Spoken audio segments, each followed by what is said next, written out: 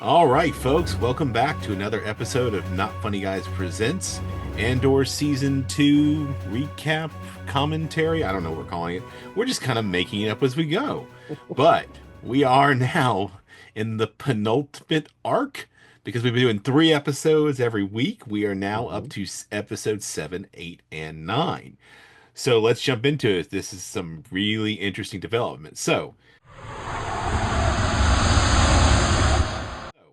We are going to start with episode 7, Messenger.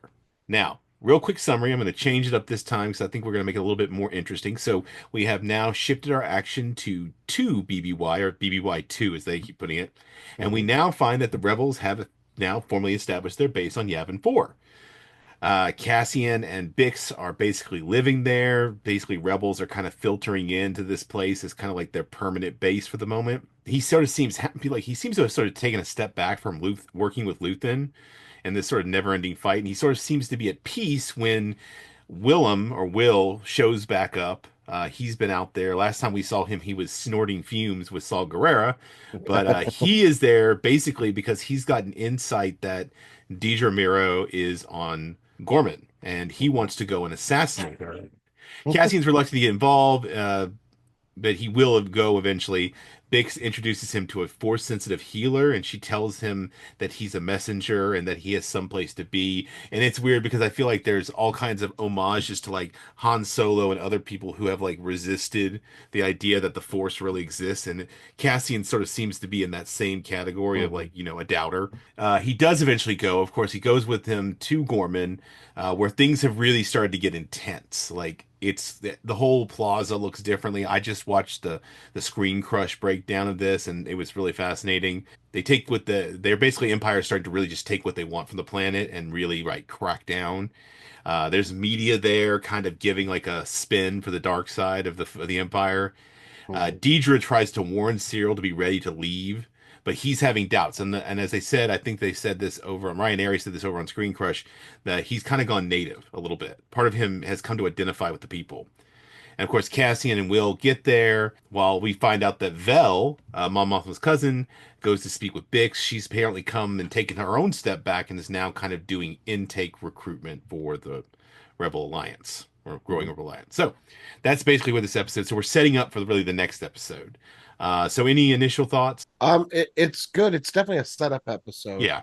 Um, it is also kind of neat to see the fallout from the heist gone wrong in episode 6, so to speak, and it's not even gone wrong, just kind of gone. Consequences. There were Yeah, consequences. Yeah. which is obviously what the Deidre and them wanted, Yes. and so we see this crackdown, which is again what the Empire wants, Well, and everything's escalating, kind of. It's there's but an it's also escalation. neat to see it kind of doing exactly what the Empire expected and wanted. There's also a ramp up of the rhetoric in terms Hmm. of the news stations all have a slight too real feel Yeah. about them throughout this and the next episode, That but is true. where there's this kind of like, oh, you're listening to the lies and stuff like that, and you hear them like, oh, they're aggressors, they're here protest, like they're constantly making the gore, with the exception of a couple, out to be antagonistic, Well, at the and it's very very least. clear because Cassian has, I think it's in this episode, he has an encounter with Caro Rylance's daughter, I think, or maybe it's the next Mm, one I'm thinking of. But he has this yeah, moment where like he sort of seems to have formed a bit of like a sense of feeling towards this group, and he sort of seems like he's kind of like I said, the idea that he's gone native. He sort of right, thinks that he's doing good by them. right. You know, He's I think trying to that's help, the like fascinating. he's. I feel like he's trying to remind them, like, if you just do what I say, you won't get hurt as bad, right? Yeah, That he sort of thinks they're the idea, good. He thinks they're still on the. He still thinks he's working for the good guys because he believes in right? authority. And I think at one And point back on, if you just follow the rules, it'll be okay, right? If you yeah. just do what we tell you, basically. Well, and to sort of set up where we leave off on Yavin, there's this whole point where the Force healer at one pace point says it's so easy to lose faith. Mhm. She obviously sees something when she touched Cassian, and we do get to see General Draven again from Rogue One because he goes to Cassian, kind of like telling him where you going. He won't tell him, blah blah That's blah right. blah. Yeah, that is something. Yeah. And then, of course, over on where we spend the most of our time on this episode is really on Gorman. Apparently, Deidre and Partagaz are having conversations. The Emperor's taking personal interest in all this, and Deidre herself seems to be kind of getting cold feet about how far this is going. Yeah, I feel like Not as she's much as very, Cyril, but yeah. definitely, There's definitely that sort of like, I mean, isn't this enough sort of, sort of yeah, idea? Like, why do we always have to go the extra step where everything's under control now? Like, she, to the same point of Cyril, she's a woman of control, right? So if everything's yes. working, why push it just a little bit more to the breaking point, you know? Well, there is an interesting fascinating. One of the things that really fascinated me is that we now get a time clock going because at one point she gets told that everything's going down in 48 hours. Mhm. And this is when she has the conversation with Cyril. And at first, he's refused entry to see her. He has to wait. Like he's getting all these barriers between them.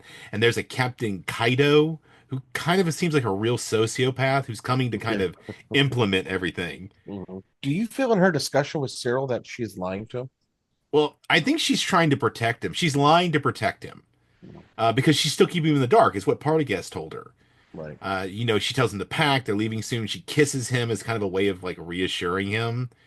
But it does not. He's still confused. Like he doesn't understand what's going on. He's Which is, it's also a very confusing kiss yeah. And then in that way. of course we have the Gorman arguing with each other, and they're kind of like abandoning Carol Rylance a little bit. Like he's wary. He's Mhm. grown wary of this, but everything's kind of like everything's in too deep.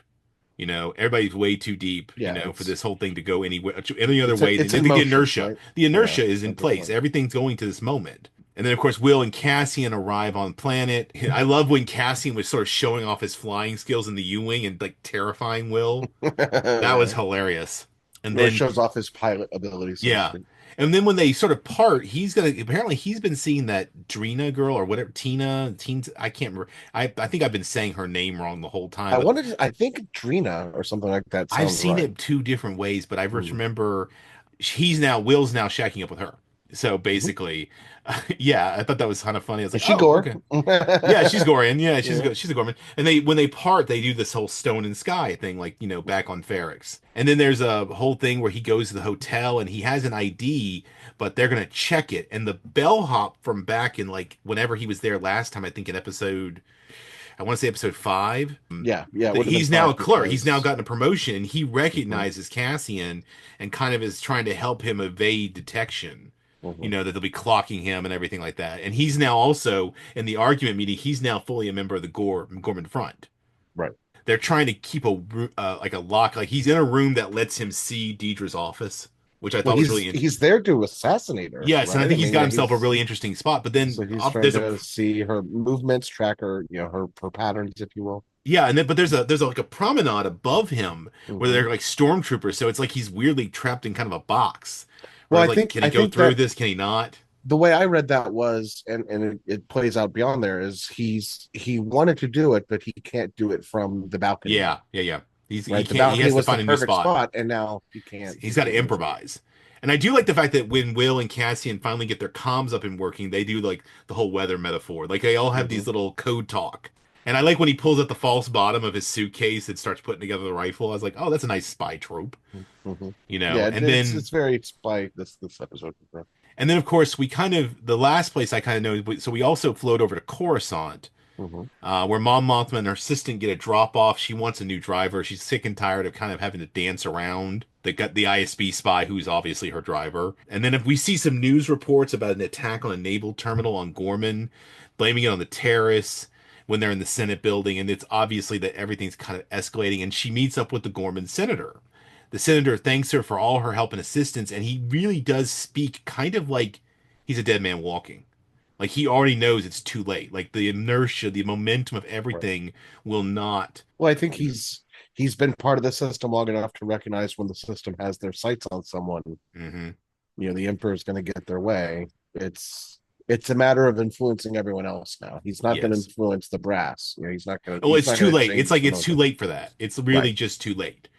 And the thing I But noticed it's that to that point of like getting the message now, right?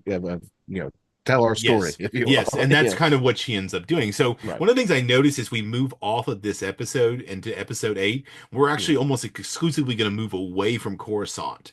and then come back to it kind of in episode 9, because the majority of episode 8, as we're about to see and talk about in a second here, is really like we almost exclusively focus now on one place because we've been Mhm. bouncing around. Yeah. And the majority of the next episode, of course, will be on Gorman, and then we'll kind of come back to Coruscant to finish off the arc. So, do you have any Mhm. final thoughts on this episode other than just kind of a good setup?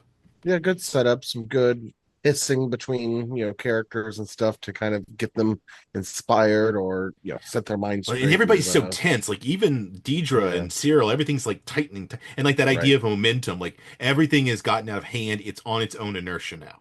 Like there's Which, just no turning back. Even if you wanted to, and you the can't combustion undo. of episode 8, will prove that, Yes. right? So let's go ahead now and move on to episode 8. So, episode 8, Who Are You? Which I'll come back to where that gets its title here in a second. But summary, Cassian basically concludes that it will kind of be a near impossible for him to take out Deidre with the Imperial building and the fortress around and all the base, and of course all the tension. Cyril, oh no, I love the fact that he and Cyril also cross paths again on the plaza. Hmm. This time even closer. Last time they missed each other by like Cassian left Coruscant and Cyril came to Coruscant.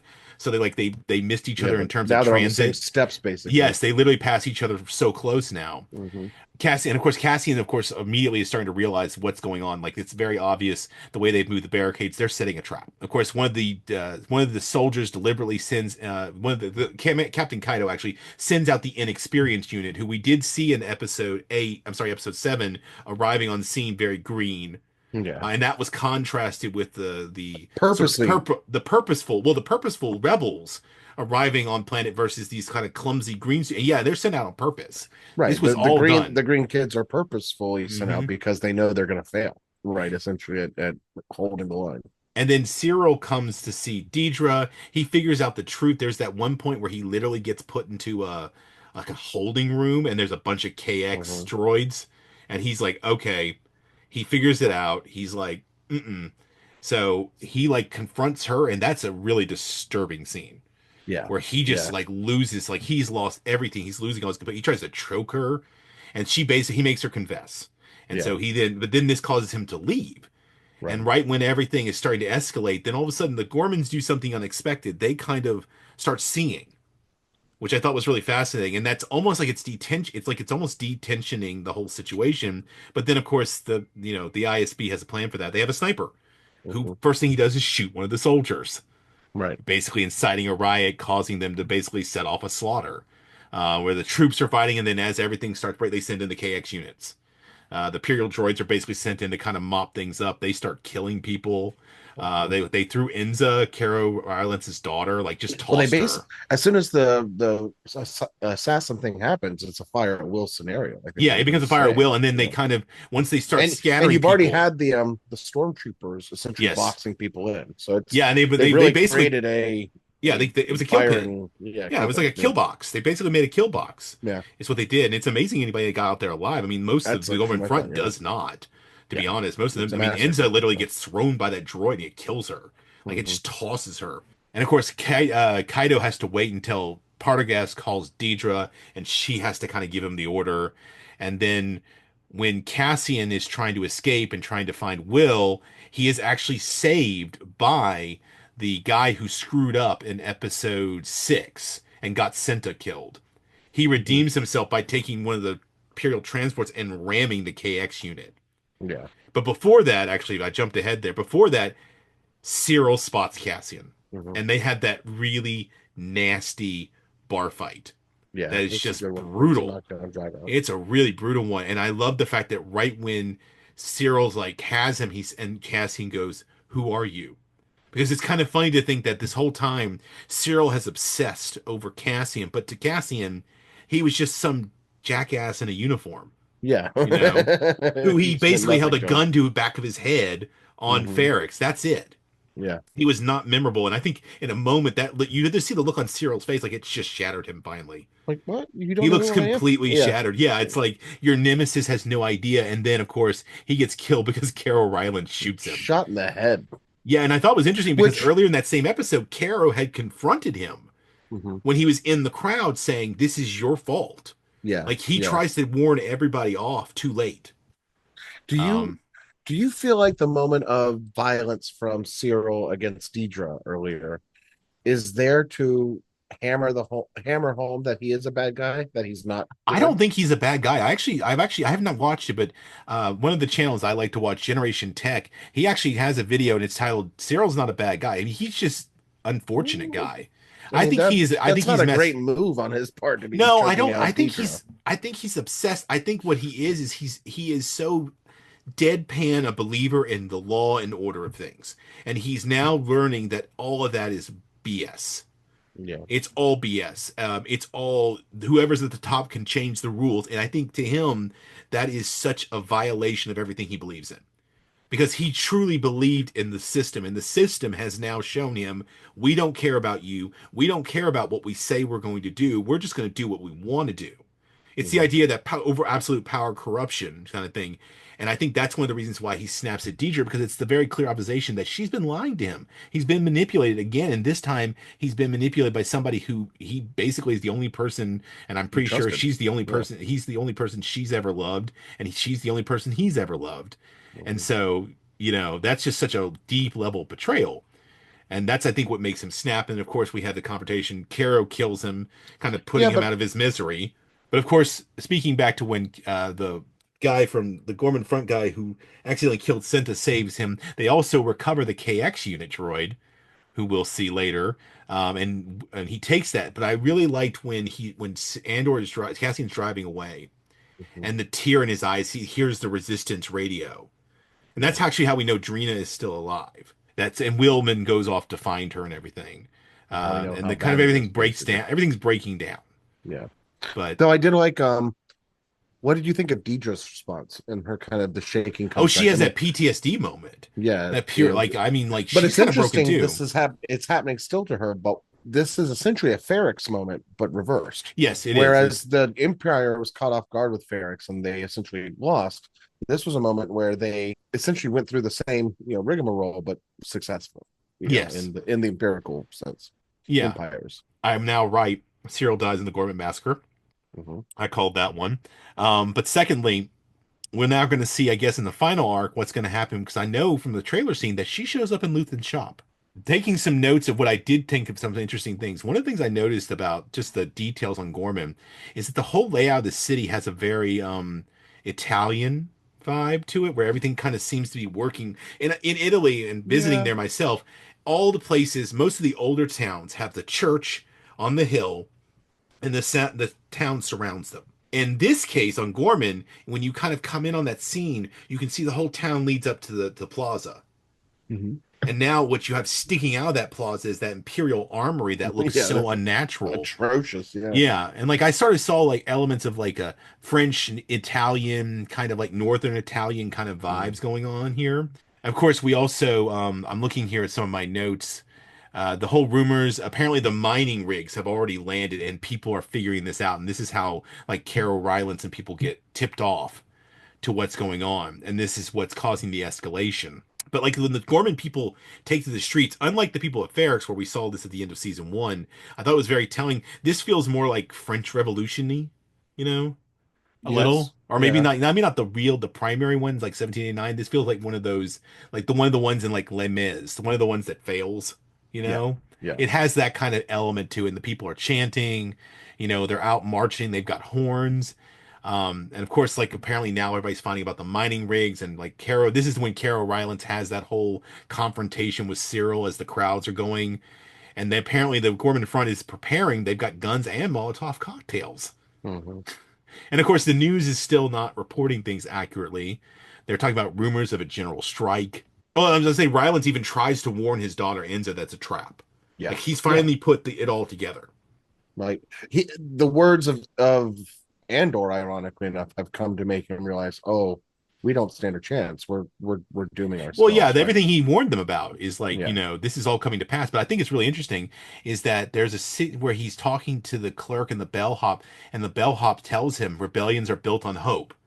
That's the same line that he is going to tell, what's her name in Rogue One, and that she'll say in front of the whole group at that Hmm. meeting.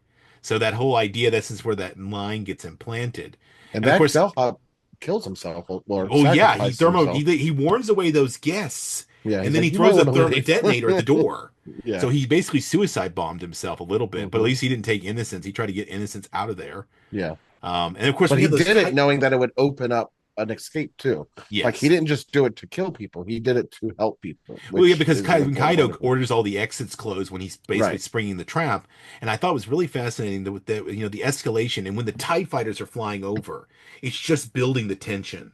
Like Hmm. the sound of those TIE fighters making little sweeps is like just like agitating, you I also know? thought the killing of the guy who was on the monument, essentially waving the flag and stuff, that was a good starting gun, right, so to speak, Yeah. because it has such a visual fall, and fall from the monument meant to commemorate a different massacre. Yeah, and that's interesting that that's tied in. But then, getting back to that whole confrontation in the office, one of the things I wrote down in my notes is that in a weird way, Cyril has a conscience, and that even though Deidre claims she was doing all of this for him and that for them, he feels Right, completely betrayed. And right. he basically leaves and joins the crowds after that. And then he tries to make his way to Enza right before everything just blows up with the Hmm. green recruits who are marched out. The sniper sets off the trap, and it's a box, it's a kill box. And Well, then that was yeah, when I she thought he died. might. I thought that I was wrong about how he died. I'm kind of glad he got to have Yeah, that at least that last moment with Cassian, even agreed, though it didn't go agreed. the way he wanted. I'll tell you what was kind of terrifying to me when they sent those KX units out. I was like, it was like watching Terminators enter the room, Yeah, and yeah, then the it way was they not just gonna work. killed Enza. All they did was pick her up and throw her, Yeah, and that but threw one her like wounded. 50 feet And there's in that the one air. Gorman front guy who sort of seemed to be, I guess, a quasi love interest. Just had to watch. I was like, Yeah. oh. And then, of course, that's when the bellhop detonates the bomb, and he waits until stormtroopers are in front of the door too. Yes. So Yeah. I mean, he does maximum damage, but I still think it's for the benefit yeah. of the gore versus the detriment of the Empire. And I Right. just thought when I saw him having the tear, I was just like, I felt it, man. I was like, gosh, that was awful.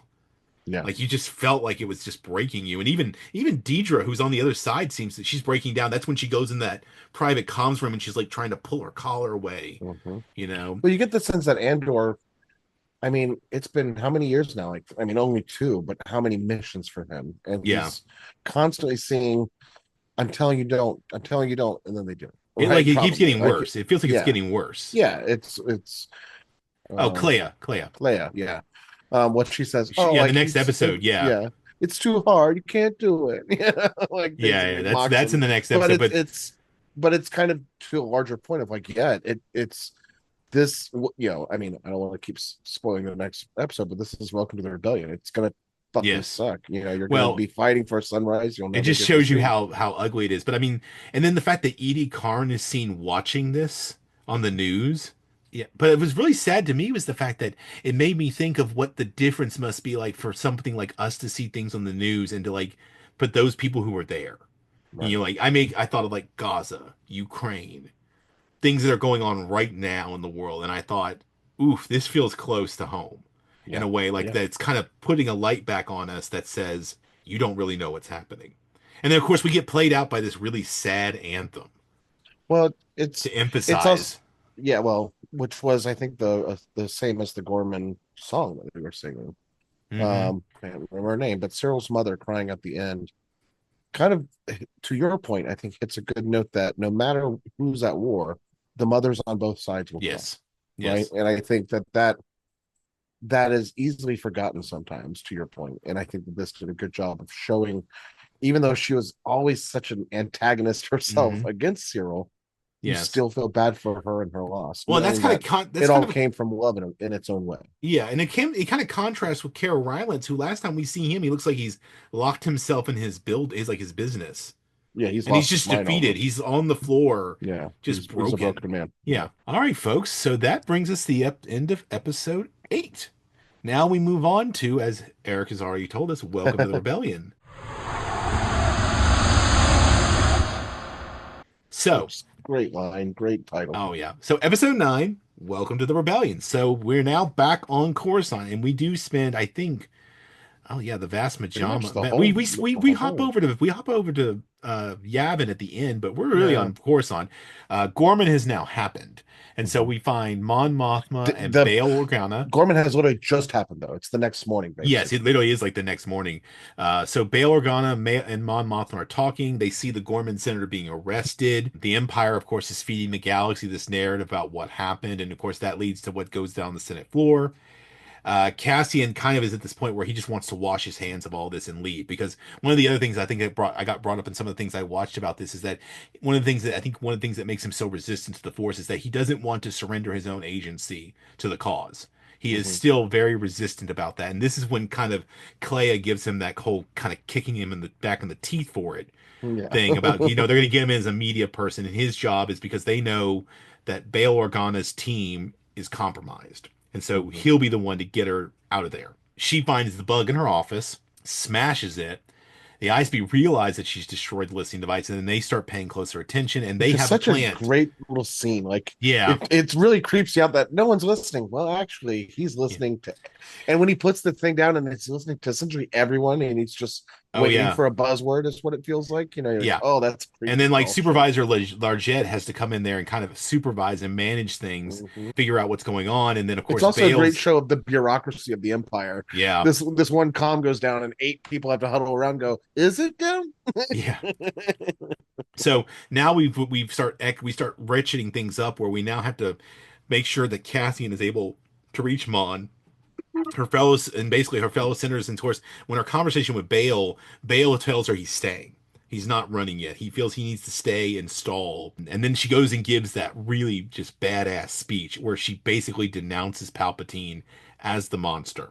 Hmm. Cassian, and with By the help name. of, yeah, the Cassian with the help of her assistant who she finds out it was working for Luthen, and she gets really mad at him. Yeah, Um, but he stays loyal. he does. He then helps Cassian by distracting that one woman, and he kills her and gets her out of there. But they have a challenge in reply. I love that the fact that they have a challenge in reply, and it's like this idea that your response is, "I have friends everywhere." Right. There's like this sort of like code talk, again, it makes me think of like the D-Day where it's like flash lightning was like I think one of the code words to identify friendlies. And then of course back on Yavin to close things out, Melchi shows back up. Yay! Hmm. And Willman makes it back. He's alive too. And then this Though is when they, in pain, he's been hurt yes, in and then in they his get him rescue mission. back. This is kind of the moment where I think Cassian finally gives himself finally over to the rebellion. Him and Draven kind of like reach an accommodation where, I'm going to work better with you guys. And of course, this is when they go to reprogram and rebuild that KX unit, which they strap down like a Frankenstein monster. And Yeah. then it wakes up and it's K2SO. Hmm. Yay. That's my summary. That's what the basic rundown. But so getting into the details. We jumped over the whole Bix aspect of that. Yes, I'm sorry. Bix. Yeah, I do want to mention that Bix leaves. Yeah, Bix. She basically Bix essentially realizes. says you've chosen the rebellion and you Well, should. she I'll no, come she back. chose the rebellion. She made the choice, Yeah, and then she just knows because she knows it'll force him to make a choice because right. she knows deep down that protecting her and being with her is what's stopping him. And she realizes after that whole encounter with the Force healer that he has a destiny, even if he won't believe it yet. That there is a place, there is a thing he needs to be doing. I mean, he honestly needs to be there to steal the Death Star plans. They're Um, gonna have to wrap up her story in the next arc, though, I right? think I they will. mean, I mean, otherwise she'll just be left out there as a loose thread for something yeah. reason. I don't think they will, but obviously we'll get some. I think we'll get some closure to that. But I do love the fact that when we finally get to Coruscant in this episode, we see the Senate building in a reflection upside down. I really Hmm. like that touch, and this then preludes into the whole situation where the Gorman Senator gets arrested, and then Mon Mothma and or Bail Organa are talking. She's gonna make the speech. They have to make when she has to even go out in the plaza to practice because she can't do it in her office. They don't know what else is there. Right. Destroys the listening device, and then that's when she finds out that when Luthen comes to find her, she finally gets the reveal that her assistant told him, and she's like, Right. "Well, why did my assistant tell you?" Oh, he's Working been for working for you. you the whole time, which really just makes her even more paranoid. And I remember she asks him about Take Home. I said, "Do you remember him?" Because she knew, but she didn't want to know that he had him killed. Right. And then I love Luthen has a line here. He said, "We've all been bent by secrecy." About this idea of having to compartmentalize and keeping things secret has Mhm. twisted all of them a little bit. And I think one of the reasons why I think Luthen has tried to protect Mon Mothma is I think just like Cassian has sort of a destiny, I think he understands that Mon Mothma has to be protected, but she's the one who will be able to lead the people when it needs to happen. Luthen has already accepted that this is not his place. Right. He knows. He's already said it. He said it last season when he said, "I'm damned." Yeah. He knows the end is never going to be. I mean, he even talks. I mean, he and Clea basically understand that if everything goes down pretty soon, they'll be marked for death. But this is when They are fighting for a sunrise they will never see. yeah, One of my favorite exactly. lines It's the ever. line. Yeah, it's the lines. Yeah. And so then, of course, Luthen is talking to Cassian, and they give the whole "Are you alone? I have friends everywhere" is the code word challenge reply. And then, of course, this is when Supervisor Largette is really cracking down on this because he knows that he suspects that Mon might make a speech, but she's not supposed to. Like there's a schedule, but I'm not Luthen, but Bail Organa has a Mhm. trick up his sleeve, a procedural trick, which I thought was absolutely hilarious. Which is Um, funny that they let it happen. I mean, well, I think they and just that couldn't he's not stop it. marked for it. That's the other thing. Like I'm Well, curious to I see the think there was fallout just on an him. yeah, I think he might, but I think it's just enough cover because I think there's just enough deniability because he was just basically following the rules. In fact, he was even quoting rules established by Palpatine, Right. you know. Yeah. So it's like I'm using your own thing. So it's like, how can you get mad at me for that? So they have to. So she makes the speech. The ISB are panicking. They finally are able to cut the feed because they call the guy at the building. He tries to go to the room, but the tech people, I don't know if they were in on it They or are. they Yeah, just or they're they in. just wanted to flip the middle finger to their boss, but they No, I locked think it they're in. door I and it think just so. Yeah. stalls for time. And then Cassian, of course, has to get her out. And Largette's panicking. Before the other three that are well, one of the three that are corrupted from Organa's, Yes, exit plan. we find out who that is, but because he doesn't know them either. That's the Right. secrecy thing. But I love the line he tells her before she goes to speech. He tells her, "Tear the shit out of this place." I'm like, yeah. Yeah. And of course, they're doing the whole thing that she basically interrupts is this whole like fallen Imperial patriots Mhm. garbage. But I love the fact that when Mom is speaking, if you notice, if you didn't pay attention to this, the same music playing when her speech is the same that they had at Marva's eulogy. Well, I didn't, That's but it's very yes. much a Oh Marva's yeah, it eulogy, was it so to was the speak. same kind of energy though. Episode 9, too, if I'm not mistaken. It was the last episode. You're right. It was there was this, Yeah. we've come back to the same theme, and I love that one of the lines from her speech that stood out to me is the death of truth is the ultimate victory of evil. Again, this episode really started getting way too close to home. Mhm. Yeah, this She felt calls, of course, and during the speech, tough. she gives the whole Gorman. The whole thing was a genocide, and this is Hmm. when the ISB is panicking. Yeah. They're having the full-on panic. They authorize the arrest, and that doesn't go well. Her assistant is Erskine or something like that, one of his names. Hmm. That's when he pulls the gun. He picks up the gun after they basically he calls the ISB agent a rebel spy, and it distracts her to point the gun at him, and Cassian shoots her. Yeah. And it's right after that when Mon Mothma's like in full panic mode, like I don't know what's going on. Cassian's leading her along, and he basically goes, "Welcome to the rebellion." Yeah. You Well, know, she's been playing the political game yes, the it entire just time, got. and now she's getting face first, Oh what yeah, is it's now actually super happening. real. It's like Yeah. real, and there are now blood on around you. Right. Which I thought was really like, Her whew, driver goes oh down. gosh, The yes, poor guy. he deserved Which that. did you feel like he might have been turning based on her speech and that he No, was actually going to like help her? No, he wasn't. He was trying to help I kind arrest of her. did. I'm pretty sure he was not on her side. He was never on her side. But I No love the fact that question. Cassian doesn't even wait. He's like, "Boom, yeah, I know you're a bad Yeah. guy." Hey, what's your name? What's your name? Bow. And then I love the fact that they use her car as the escape. And then, of course, I think Senator Organa stays in the Senate while everything's getting locked down. And apparently, Wolf Yularen calls into ISBQ headquarters. And I just know Larjette's going, fuck. Oh, I messed this one up. I'm gonna And then, of die. course, that's where we leave it because if you want, by the way, folks, if you really want to know what happens after all this with Mon Mothma, go watch Rebels because they Ghost Squadron, Gold Squadron are the ones who pick her up. Her and her assistant actually get picked up by them, and they get out of there. Okay, so this But literally picks up into what you said, yeah, Clone it Wars rolls over into that. So, and there's one thing I do want to make here. There's or one line Rebels? Rebels. when Mon Mothma asks Cassian how can he repay her, and he says, "Make it worth it." He's like literally saying, "You are the one to make this work." And of course, then Cassian and them are all on Yavin 4. This is when General Draven and him kind of come to an alliance. And this is when he basically says the Gold Squadron is going to deliver her to Yavin. We go back. He wants the KX droid. And of course, when Vel's doing the inspection, she finds that rifle. And that's when we see Melchi because it's the same rifle that Cassian gave him back in season one. And I guess she recognized because I think that's in the rifle he took off of Morlana security. Like he gave Melchi back in season one. He had two blasters. One was Hmm. his dad's, and that's the one he keeps. The other one was the one he took off. I think the one of the Morlana one security guards.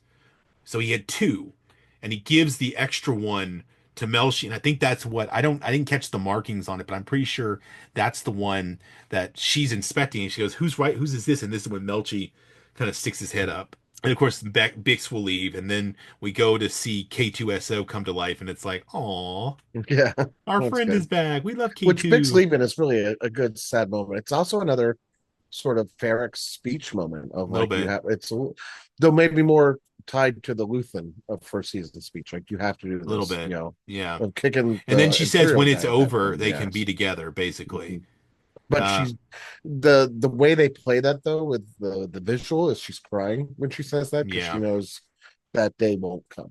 Right. I Well, she think does say that's an she has a acknowledgement. line. I recorded this one. We have to win. We have to beat them, and I believe you have a purpose in that. All right. So, any final thoughts on this whole arc? I mean, I really enjoy. I've not found any of these episodes disappoint me. They're all I, just I feeding think into this each might have been my other. favorite BBY year though so far of this Actually, season. I think yeah. Well, I will say episode 8. I did find some statistics that said episode 8 had one of the highest viewings ever. The I Gorman can see it. Massacre one. All right.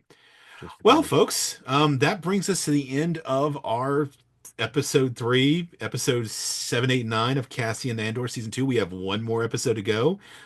Eric will not be with us next time. We'll be subbing I in. know. Sorry. Yeah, we'll be subbing in Casey for that one, but we will be coming to you guys next week with the final 3 episodes and see how this all turns out and where we end up in our rundown into Andor and well into Rogue One.